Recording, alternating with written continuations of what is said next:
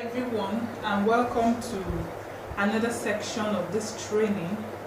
This evening I'll be teaching you how to make our fan auto gele, full fan auto gele.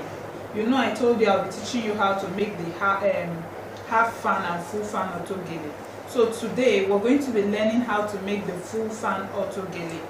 And in making that full fan auto gele, we need our base and our plate already, and I've taught you that, which most of you know how to do it by now.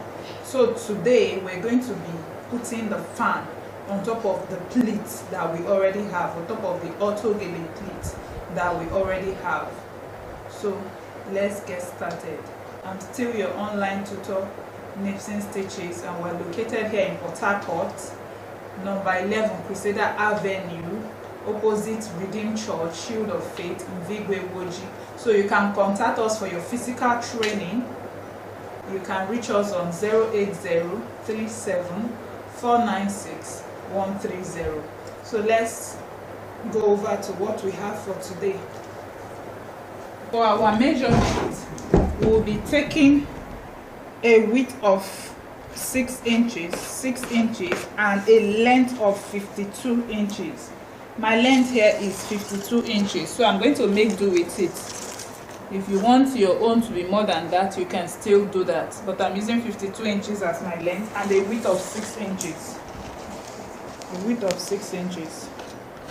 So I'm going to draw the 6 inches and join it with a straight line.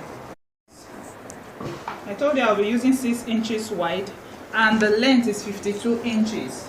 You can actually use more than 6 inches. I don't like my fan too big. Some people can use 7, you can use 8, you can use 9, depending on how big or how broad you want your fan to be.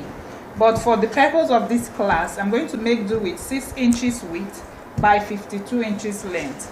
So I'm going to cut it out and get back to you. So I've cut it out already, and I use my zigzag scissors. You see the design here, the zigzag design. Like I told you, we'll be working with this. Our fan, will be attaching our fan on this, because for any fan auto gele, you need the base, you need this plate before the fan comes in. So we'll be working with this plate. Your own might not be as high as this. Your own can be small. Anyhow, it depends on your choice. It's a matter of choice. But I'm going to be making do with this. Our fan will be on top of this. So let me show you how to achieve your fan.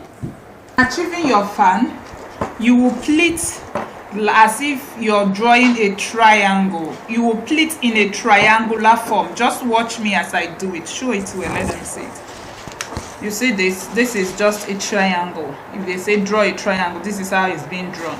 So you put it inside, then you take another one this way.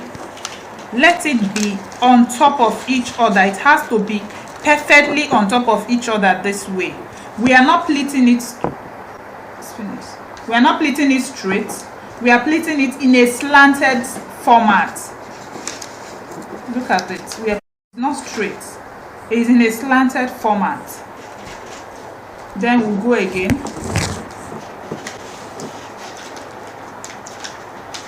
It has to be on top of each other this way. It has to be on top of each other this way. If you can't hold it down with your hands as you pleat, you can use your office pin to hold it down. But mine, I will pleat and use my iron to iron it down. Once you iron it down, the lines will be there. So even if it scatters, you can actually be picking them up and tacking them. So we'll continue with our plate. So you pick another one this way. It has to be on top of each other. Just watch me. I'm not doing it straight. I'm doing it slant. Okay, this your hand will be here. This other hand will be farther away from this point, as in a slanted format. You can see what I'm doing. A slanted format. It's not straight, please. It's not straight. You slant it. See what I'm doing? I pick this one, I take my hands backward a bit and slant it. Everything has to be on top of each other this way. I told you, if you cannot hold it down, you can use your pin to actually pin it down. pin it down. But mine, I don't need to pin it down. I'm holding it with my hands. So that's how you're going to be pleating it till you get to the end. Just take a look at what I'm doing. In a slanted format, please. It's not straight. It's slanted. In a slanted format. The pleats are not straight. It's slanted. Look at the fan forming already. You've seen the fan forming already. That's it. That's our fan forming already. So even if I leave it like this, my lines are still there. So if I want to tack, I can easily tack like this because my lines are still there. That's why I told you, you can just pleat it and iron it up, or just be smoothing it out with your hand so that the lines will still be there when you want to tack, because we will get to a stage where we'll tack it. When you want to tack, you can just follow the lines and tack. So let's continue with our pleats. So you see, as we are pleating, the thing is just going backward, as in it's getting longer at the end. That's how to know that you're getting it. If you turn the front, this place is short, this is long, this is longer. That's how it will continue going. That's how you know whether you're getting the pleat correctly or not. So we'll go over again. Your pleat has to be perfectly on top of each other. On top of each other this way. So this is how I'm going to pleat it till I get to the end. So I've gotten to the end of my pleat. I've gotten to the end of my pleat. Now is to start tacking it. You see the way I pleated it, you see the lines still showing. So it's very easy for me to pick them and tack. And if you're tacking, the first thing you do, you pick the first one and the second one this way. You see this, like this point here, that's where you will tack. You will tack here. You still pick another two and tack. Let's just get started with this tacking.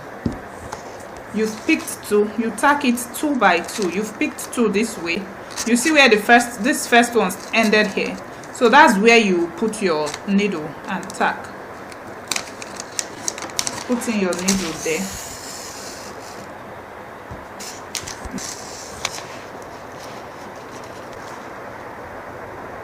You're pausing it.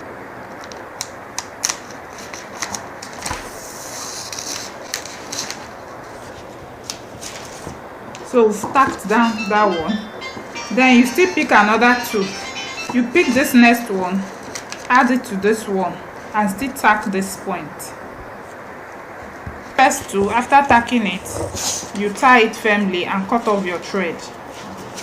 You tie it and cut off your thread. So you pick the next one, join it to this one, and don't tack at this point. You come to this point. I don't know if you're seeing it. The first one we tacked here.